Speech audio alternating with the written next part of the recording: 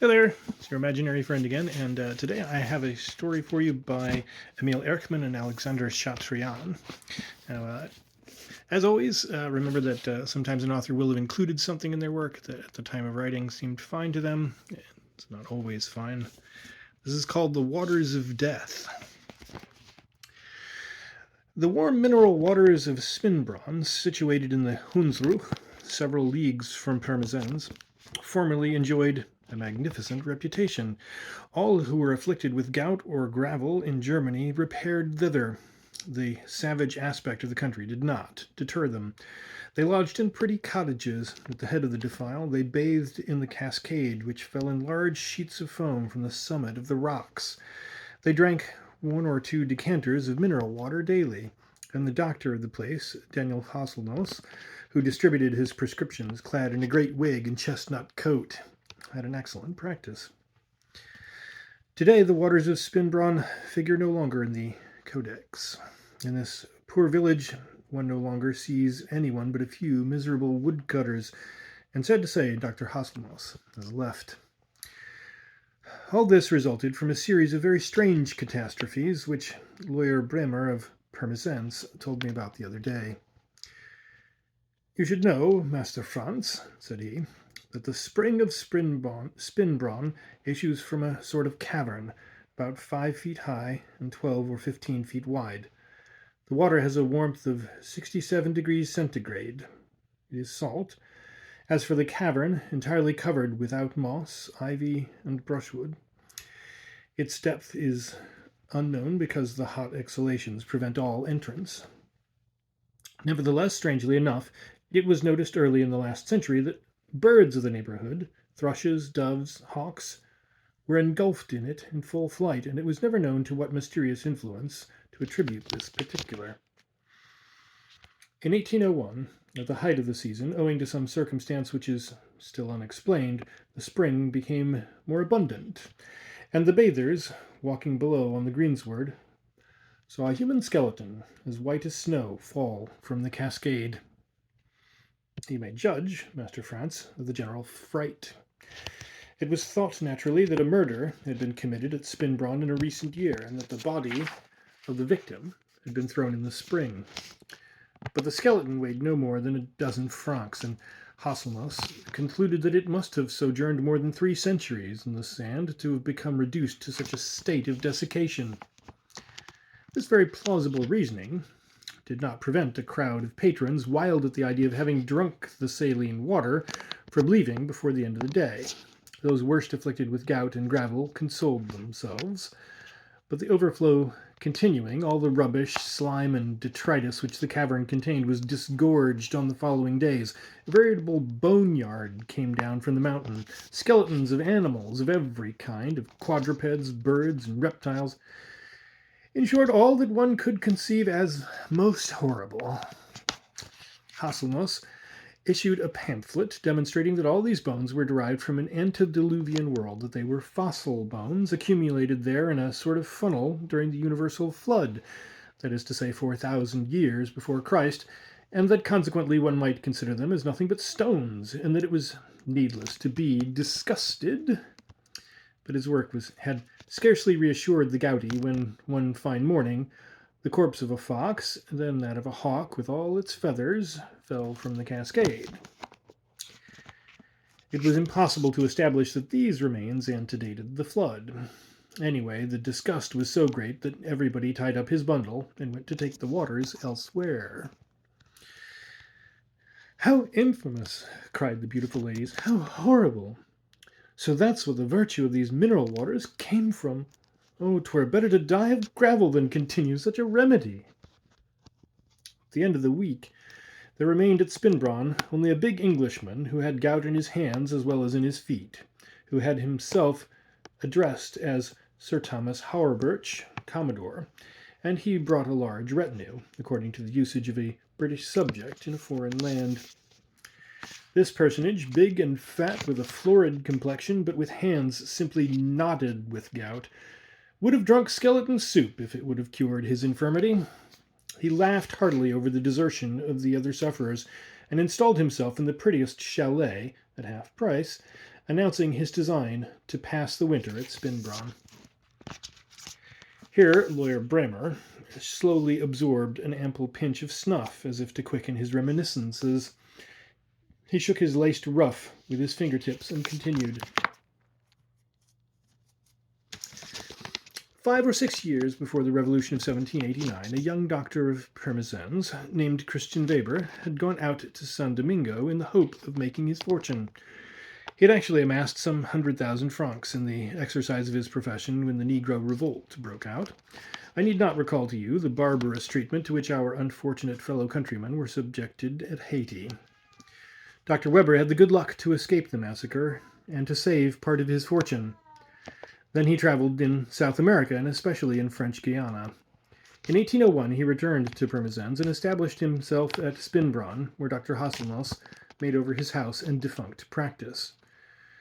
Christian Weber brought with him an old negress called Agatha, a frightful creature with a flat nose and lips as large as your fist, and her head tied up in 3 bandanas of razor-edged colors.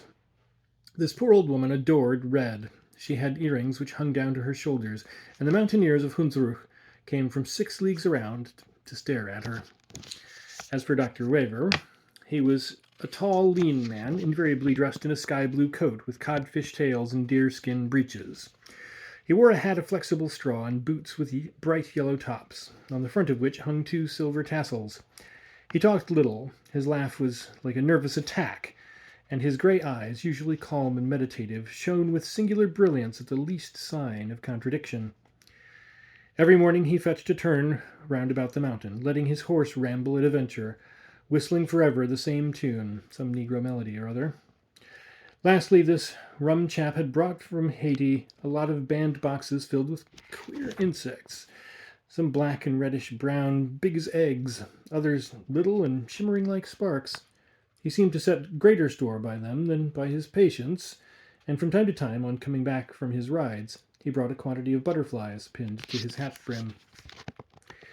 Scarcely was he settled in Hasselnoss's vast house when he peopled the backyard with outlandish birds, Barbary geese with scarlet cheeks, guinea hens, and a white peacock, which perched habitually on the garden wall, and which divided with the negress the admiration of the mountaineers. If I enter into these details, Master Franz, it's because they recall my early youth. Dr. Christian found himself to be at the same time my cousin and my tutor, and as early as on his return to Germany he had come to take me and install me in his house at Spinbronn.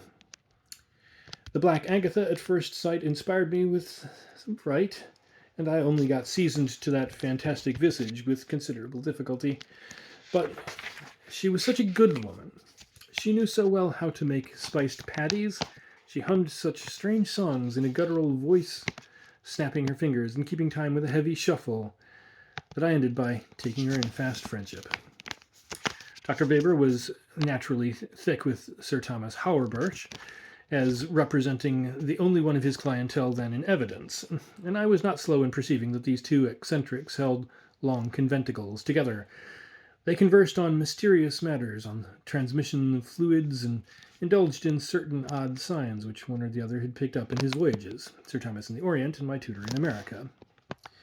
This puzzled me greatly. As children will, I was lying in wait for what they seemed to want to conceal from me, but despairing in the end of discovering anything, I took the course of questioning Agatha, and the poor old woman, after making me promise to say nothing about it, admitted that my tutor was a sorcerer. For the rest, Dr. Weber exercised a singular influence over the mind of this negress, and this woman, habitually so gay and forever ready to be amused by nothing, trembled like a leaf when her master's grey eyes chanced to alight on her. All this, Master Franz, seems to have no bearing on the springs of Spinbronn, but wait. You shall see by what a singular concourse of circumstances my story is connected with it. I told you that birds darted into the cavern, and even other and larger creatures. After the final departure of the patrons, some of the old inhabitants of the village recalled that a young girl named Louise Müller, who lived with her infirm old grandmother in a cottage on the pitch of the slope, had suddenly disappeared 100 years before. She had gone out to look for herbs in the forest, and there had never been any more news of her afterwards, except that 3 or 4 days later, some woodcutters who were descending the mountain had found her sickle and her apron, a few steps from the cavern. From that moment it was evident to everyone that the skeleton which had fallen from the cascade, on the subject of which Hasselnoss had turned such fine phrases, was no other than that of Louise Müller. The poor girl had doubtless been drawn into the gulf by the mysterious influence which almost daily overcame weaker beings. What could this influence be? None knew. But the inhabitants of Spinbronn, superstitious like all mountaineers, maintained that the devil lived in the cavern, and terror spread in the whole region. Now one afternoon, in the middle of the month of July, 1802, my cousin undertook a new classification of the insects in his bandboxes. He had secured several rather curious ones the preceding afternoon. I was with him, holding the lighted candle with one hand, and with the other a needle, which I heated red hot. Sir Thomas, seated, his chair tipped back against the sill of a window, his feet on a stool, watched us work, and smoked his cigar with a dreamy air. I stood in with Sir Thomas Hauerbirch, and I accompanied him every day to the woods in his carriage. He enjoyed hearing me chatter in English, and wished to make of me, he said, a thorough gentleman. The butterflies labelled, Dr. Weber at last opened the box of the largest insects and said, "Yesterday I secured a magnificent horn beetle, the great Lochanus cervus of the oaks of the Harz. It has this peculiarity. The right claw divides in 5 branches. It's a rare specimen." At the same time, I offered him the needle, and as he pierced the insect before fixing it on the cork, Sir Thomas, until then impassive, got up, and drawing near a bandbox, he began to examine the spider crab of Guyana, with a feeling of horror which was strikingly portrayed on his fat vermilion face. "That is certainly," he cried, "the most frightful work of the creation. The mere sight of it makes me shudder." In truth, a sudden pallor overspread his face. "Bah," said my tutor, "all that is only a prejudice from childhood. One hears his nurse cry out when he's afraid, and the impression sticks. But if you should consider the spider with a strong microscope, you would be astonished at the finish of his members, at their admirable arrangement, and even at their elegance."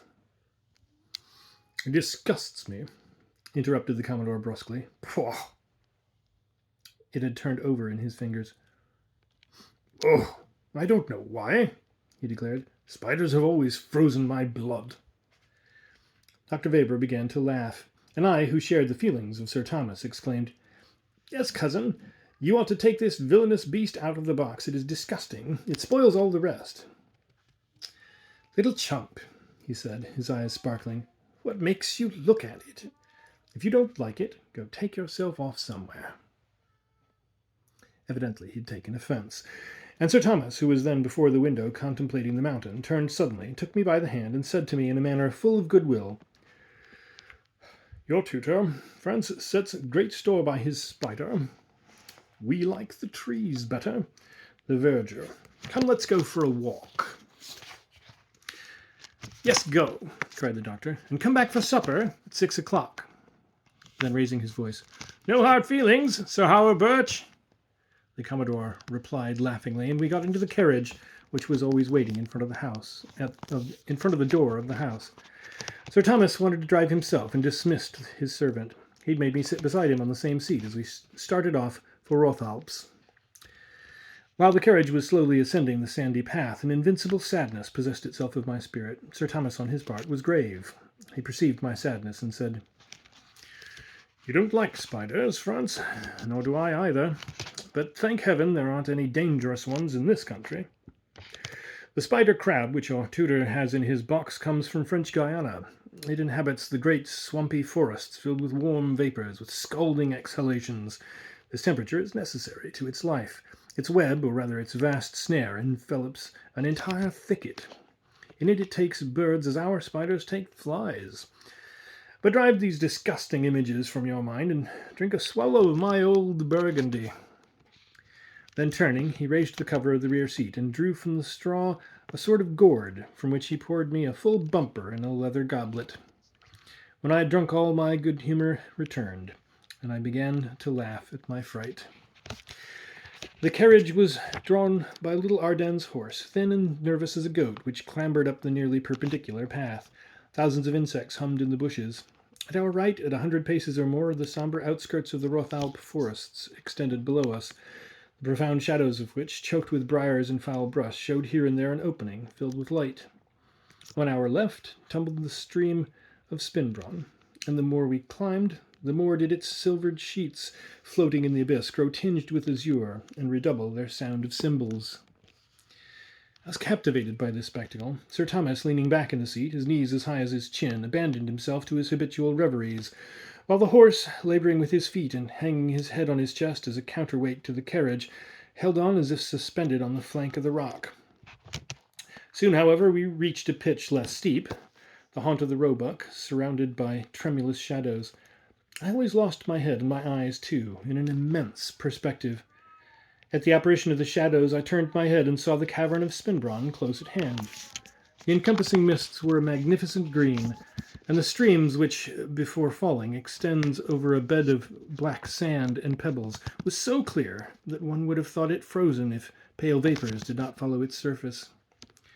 The horse had just stopped of his own accord to breathe. Sir Thomas, rising, cast his eye over the countryside. "How calm everything is," said he.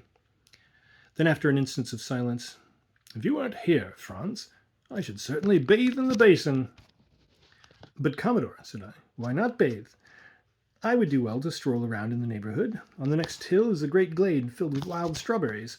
I'll go and pick some. I'll be back in an hour." "I should like to, Franz. It's a good idea. Dr. Weber contends that I drink too much Burgundy. It's necessary to offset wine with mineral water. This little bed of sand pleases me." And having set both feet on the ground, he hitched the horse to the trunk of a little birch and waved his hand as if to say, "You may go." I saw him sit down on the moss and draw off his boots. As I moved away, he turned and called out, "In an hour, Franz." They were his last words. An hour later I returned to the spring. The horse, the carriage, and the clothes of Sir Thomas alone met my eyes. The sun was setting. The shadows were getting long. Not a bird's song under the foliage, not the hum of an insect in the tall grass. A silence like death looked down on this solitude. The silence frightened me. I climbed up on the rock which overlooks the cavern. I looked to the right and to the left. Nobody. I called. No answer. The sound of my voice, repeated by the echoes, filled me with fear. Night settled down slowly. A vague sense of horror oppressed me. Suddenly the story of the young girl who had disappeared occurred to me, and I began to descend on the run. But arriving before the cavern, I stopped, seized with unaccountable terror, and casting a glance in the deep shadows of the spring, I caught sight of two motionless red points. Then I saw long lines wavering in a strange manner in the midst of the darkness, and that at a depth where no human eye had ever penetrated. Fear lent my sight and all my senses an unheard-of subtlety of perception. For several seconds I heard very distinctly the evening plaint of a cricket down at the edge of a wood, a dog barking far away, very far, in the valley. Then my heart, compressed for an instant by emotion, began to beat furiously, and I no longer heard anything. Then, uttering a horrible cry, I fled, abandoning the horse, the carriage. In less than 20 minutes, bounding over the rocks and brush, I reached the threshold of our house and cried in a stifled voice, "Run! Run! Sir Horrobirch is dead! Sir Horrobirch is in the cavern!" After these words, spoken in the presence of my tutor, of the old woman Agatha, and of 2 or 3 people invited in that evening by the doctor, I fainted. I have learned since that during a whole hour I raved deliriously. The whole village had gone in search of the Commodore. Christian Weber hurried them off. At 10 o'clock in the evening all the crowd came back, bringing the carriage, and in the carriage the clothes of Sir Horrobirch. They discovered nothing. It was impossible to take 10 steps in the cavern without being suffocated. During their absence, Agatha and I waited, sitting in the chimney corner, I howling incoherent words of terror, she with hands crossed on her knees, eyes wide open, going from time to time to the window to see what was taking place. For from the foot of the mountain one could see torches flitting in the woods. One could hear hoarse voices in the distance, calling to each other in the night. At the approach of her master, Agatha began to tremble. The doctor entered brusquely, pale, his lips compressed, despair written on his face. A score of woodcutters followed him tumultuously, in great felt hats with wide brims, swarthy-visaged, shaking the ash from their torches. Scarcely was he in the hall when my tutor's glittering eyes seemed to look for something. He caught sight of the negress, and without a word having passed between them, the poor woman began to cry. "No, no, I don't want to." "And I wish it," replied the doctor in a hard tone. One would have said that the negress had been seized by an invisible power. She shuddered from head to foot, and Christian Weber showed her a bench. She sat down with a corpse-like stiffness. All the bystanders, witnesses of this shocking spectacle, good folk with primitive and crude manners but full of pious sentiments, made the sign of the cross, and I, who knew not then, even by name, of the terrible magnetic power of the will, began to tremble, believing that Agatha was dead. Christian Weber approached the negress, and making a rapid pass over her forehead, "Are you there?" said he. "Yes, master." "Sir Thomas Hauerbirch." At these words she shuddered again. "Do you see him?" "Yes, yes," she gasped in a strangling voice. "I see him." "Where is he?" "Up there, in the back of the cavern. Dead." "Dead?" said the doctor. "How?" "The spider. Oh, the spider crab. Oh!" "Control your agitation," said the doctor, who was quite pale. "Tell us plainly." "The spider crab holds him by the throat. He is there, at the back, under the rock, wound round by webs. Ah!" Christian Weber cast a cold glance towards his assistants, who, crowding round with their eyes sticking out of their heads, were listening intently, and I heard him murmur, "It's horrible, horrible." Then he resumed, "You see him?" "I see him." "And the spider, is it big?" "Oh, master, never, never have I seen such a large one, not even on the banks of the Mokaris, nor in the lowlands of Konanama. It is as large as my head." There was a long silence. All the assistants looked at each other, their faces livid, their hair standing up. Christian Weber alone seemed calm. Having passed his hand several times over the negress's forehead, he continued, "Agatha, tell us how death befell Sir Hauerbirch." "He was bathing in the basin of the spring. The spider saw him from behind with his bare back. It was hungry. It had fasted for a long time. It saw him with his arms on the water. Suddenly it came out like a flash and placed its fangs around the Commodore's neck, and he cried out, 'Oh, oh, my God!' It stung and fled. So Hauerbirch sank in the water and died. Then the spider returned and surrounded him with its web, and he floated gently, gently to the back of the cavern. It drew in on the web. Now he is all black." The doctor, turning to me, who no longer felt the shock, asked, "Is it true, Franz, that the Commodore went in bathing?" "Yes, cousin Christian." "At what time?" "At 4 o'clock." "At 4 o'clock. It was very warm, wasn't it?" "Oh, yes." "It's certainly so," said he, striking his forehead. "The monster could come out without fear." He pronounced a few unintelligible words, and then, looking toward the mountaineers, "My friends," he cried, "that is where this mass of debris came from, and skeletons, which spread terror among the bathers. That is what has ruined you all. It is the spider crab.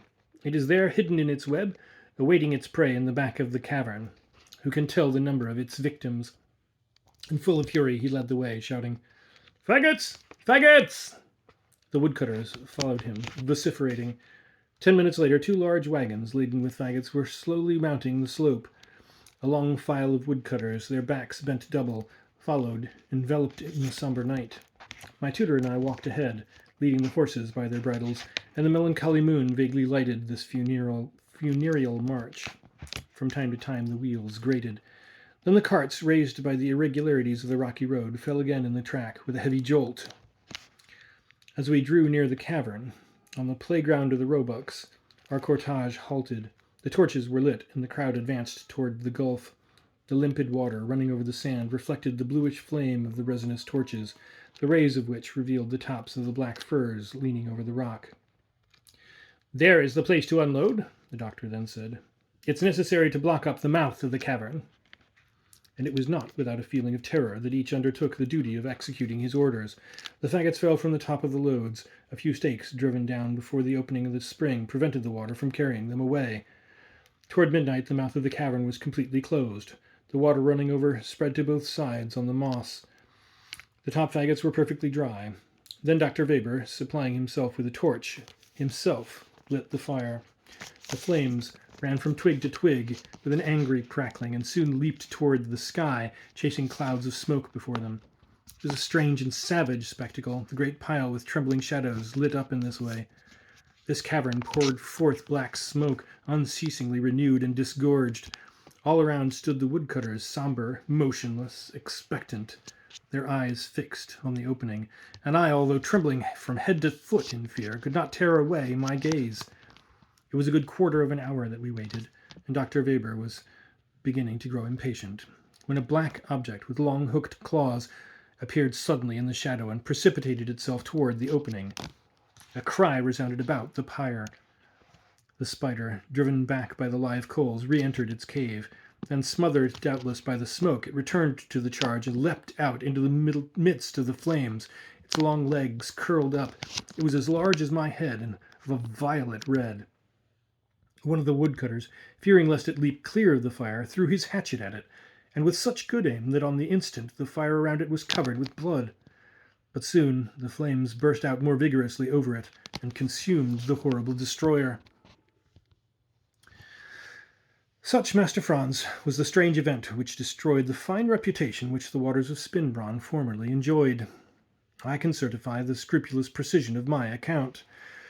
But as for giving you an explanation, that would be impossible for me to do. At the same time, allow me to tell you that it does not seem to me absurd to admit that a spider, under the influence of a temperature raised by thermal waters, which affords the same conditions of life and development as the scorching climates of Africa and South America, should attain a fabulous size. It was this same extreme heat which explains the prodigious exuberance of the antediluvian creation. However that may be, my tutor, judging that it would be impossible after this event to re-establish the waters of Spinbronn, sold the house back to Hasselnoss in order to return to America with his negress and his collections. I was sent to board in Strasbourg, where I remained until 1809. The great political events of the epoch, then absorbing the attention of Germany and France, explain why the affair I have just told you about passed completely unobserved.